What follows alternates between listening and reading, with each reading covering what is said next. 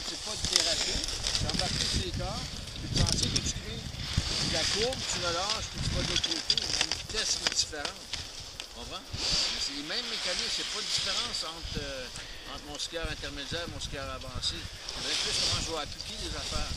Parce qu'on est rendu à un certain niveau. Ça va être différent chez quelqu'un qui commence à monter l'escalier.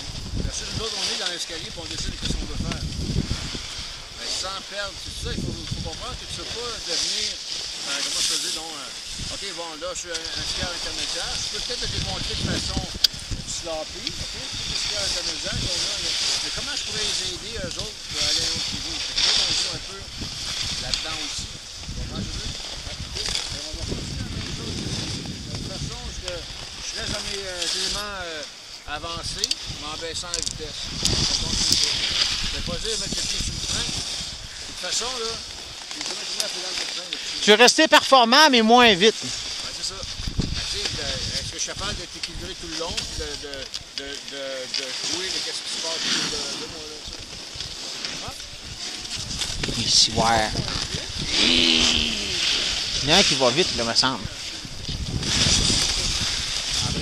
Je sais pas, il y a un coup au CSIA, là.